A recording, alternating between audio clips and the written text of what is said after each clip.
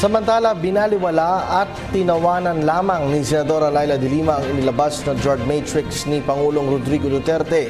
Muli namang iginiit ng Senadora na inosente siya at wala siyang kinalaman sa umano'y iligal na bentahan ng droga sa Nobilibid Prisons. May ulat si Joy Gumatay.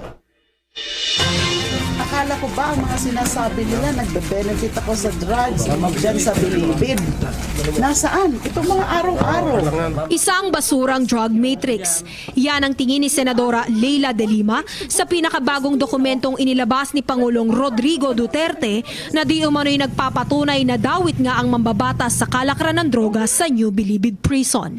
Hindi sukat akalain ng senadora na kaya itong gawin ng ating presidente na sa pakiramdam niya ay pinaiigting hindi ang kampanya laban sa droga kundi ang kampanya laban sa kanya. Minsan nagpre-press con and 3/4 of that, in the wee hours of the morning, 3/4 of that press con is all about me.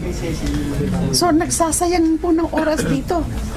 Mas marami pong dapat gawin ng Pangulo. Ako rin po, mas marami pa rin po akong dapat gawin. Nagsimula na ho yung mga seryosong trabaho dito. Sa Senado, gusto ko na hong mag-concentrate. Pagtatanggol ng mambabatas kung susuriin naman raw ang matrix, malinaw naman na lahat ng arrows ay nakaturo sa iisa lamang na personalidad, ang nooy gobernador ng Pangasinan na si Amado Espino.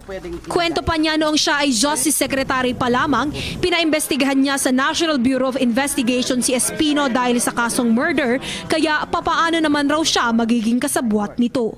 Nilinaw ni Senadora de Lima na ito na ang huling pagkakataon na magsasalita siya patungkol sa usaping ito, kaya naman nais niyang bigyang diin na inosente siya at wala siyang kinalaman sa malawakang kalakaran ng droga sa Bilibid. Para sa PTV News, Joy Gumatay. Ako po si Cathy San Gabriel. Subscribe na sa PTV YouTube channel. I-click lang po ang subscribe button.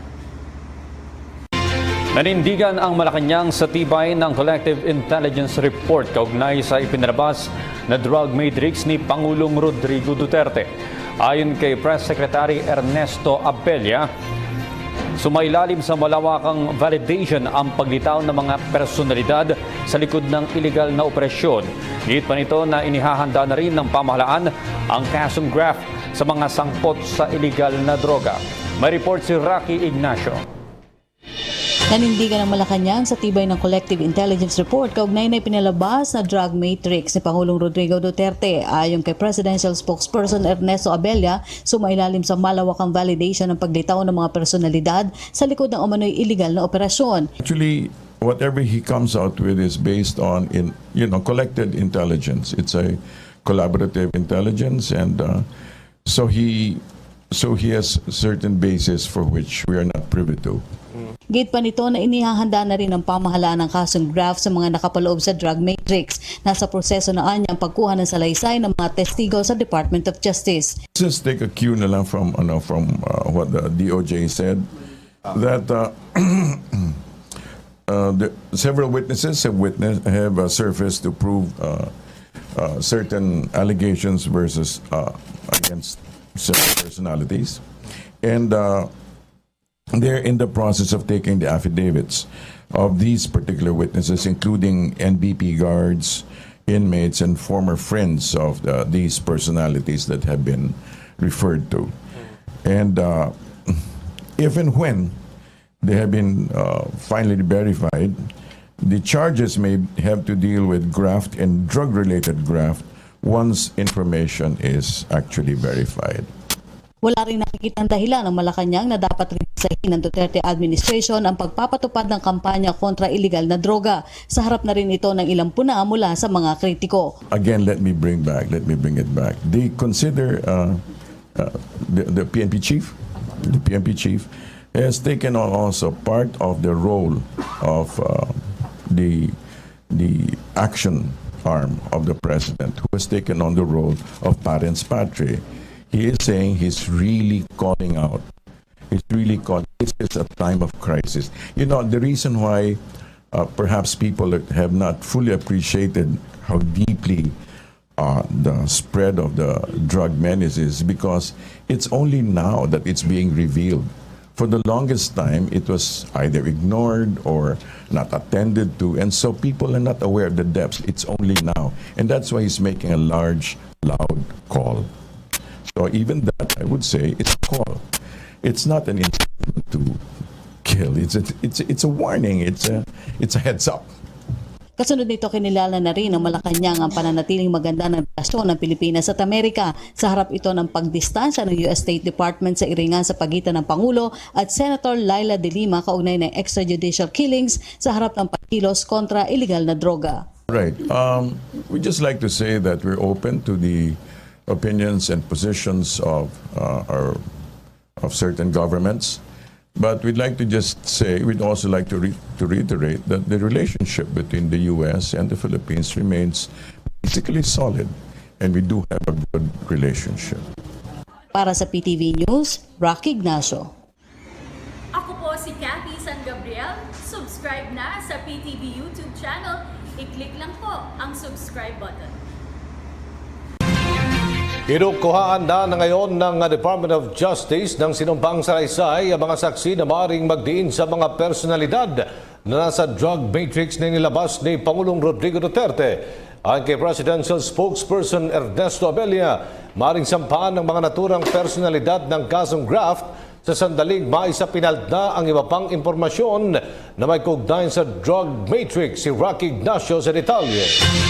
Nanindigan ng Malacanang sa tibay ng Collective Intelligence Report kaugnay na ipinalabas na drug matrix ni Pangulong Rodrigo Duterte. Ayon kay Presidential Spokesperson Ernesto Abella, sumailalim sa malawakang validation ng paglitaw ng mga personalidad sa likod ng umano'y illegal na operasyon. Actually, whatever he comes out with is based on collected intelligence. It's a collaborative intelligence, and so he has certain basis for which we are not privy to.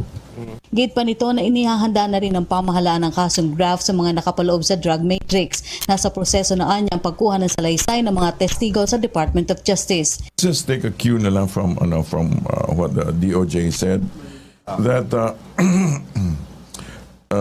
several witnesses have surfaced to prove certain allegations against certain personalities, and they're in the process of taking the affidavits of these particular witnesses, including NBP guards, inmates, and former friends of these personalities that have been referred to. And if and when they have been finally verified, the charges may have to deal with graft and drug-related graft once information is actually verified.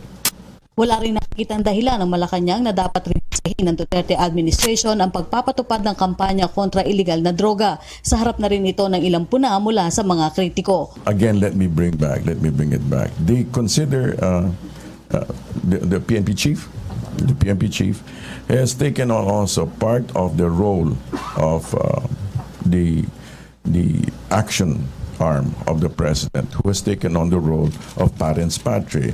He is saying he's really calling out. He's really calling. This is a time of crisis. You know, the reason why perhaps people have not fully appreciated how deeply the spread of the drug menace is because it's only now that it's being revealed. For the longest time, it was either ignored or not attended to, and so people are not aware of the depths. It's only now. And that's why he's making a large, loud call. So even that, I would say, it's a call. It's not an intent to kill. It's a warning. It's a heads up. Kasunod nito, kinilala na rin ng Malacanang ang pananatiling maganda ng relasyon ng Pilipinas at Amerika. Sa harap ito ng pagdistansya ng US State Department sa iringan sa pagitan ng Pangulo at Senator Laila de Lima kaugnay ng extrajudicial killings sa harap ng pagkilos kontra illegal na droga. Right. I'd just like to say that we're open to the opinions and positions of certain governments. But we'd like to just say, we'd also like to reiterate that the relationship between the U.S. and the Philippines remains basically solid, and we do have a good relationship. Para sa PTV News, Rocky Ignacio. Ako po si Cathy San Gabriel. Subscribe YouTube channel, i-click lang po ang subscribe button.